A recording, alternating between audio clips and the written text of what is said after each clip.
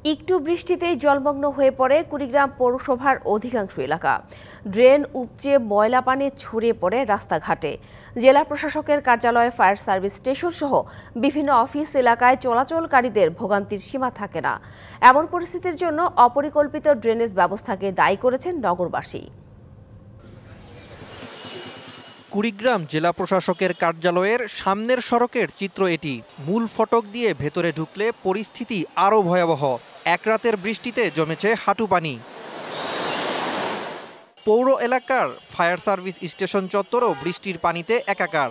Drain উপচে ময়লা ও কর্দমাক্ত পানি ছড়িয়ে পড়ায় বিপাকে পড়েন সেবা নিতে আসা লোকজন।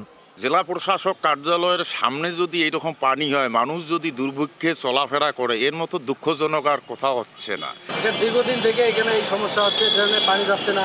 পৌরসভাকে বলা হচ্ছে যে এখানে ড্রেনের কাজটা খুব যেন দ্রুত করে।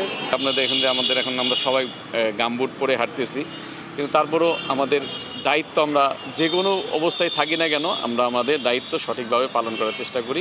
ওয়ালটন ফ্রিজ কিনে অনেকের মতো আপনিও হয়ে যেতে পারেন মিলেনিয়াল সেরা পণ্যের সেরা অফার। একটু বৃষ্টিতেই জলমগ্ন হয়ে পড়ে হাসপাতাল পাড়া, চরুয়া পাড়া, কলেজ পাড়া সহ নগরীর অধিকাংশ এলাকায়। প্রথম শ্রেণীর পৌরসভা হলেও নাগরিক সুবিধা না পাওয়ায় ক্ষুব্ধ নগরবাসী। একটু বৃষ্টি হলে মনে করেন যে এই রাস্তাতে পানি উঠে যায়, ড্রেনের ময়লা পানি। ড্রেনের মাথা বন্ধ, এই ড্রেনকে ঠিক করে দেয় না, রাস্তা ঠিক করে দেয় না। জেলা প্রশাসকও মনে করেন সক্ষমতা থাকলেও পরিকল্পিত ব্যবস্থা না নেওয়ার ফলে সৃষ্টি এই দুর্ভোগের। পানিটি স্থায়ীভাবে কোথাও নামার ব্যবস্থা করা যায় এবং সেটির জন্য সামনে যেন এই জলাবদ্ধতা সৃষ্টি না হয়, সেইটার প্রেক্ষিতে আমরা পরবর্তী প্রয়োজনীয় ব্যবস্থা নেব। বর্ষায় জলাবদ্ধতার দুর্ভোগ থেকে রেহাই পেতে দ্রুত কার্যকর ব্যবস্থা নেওয়ার দাবি নগরবাসীর।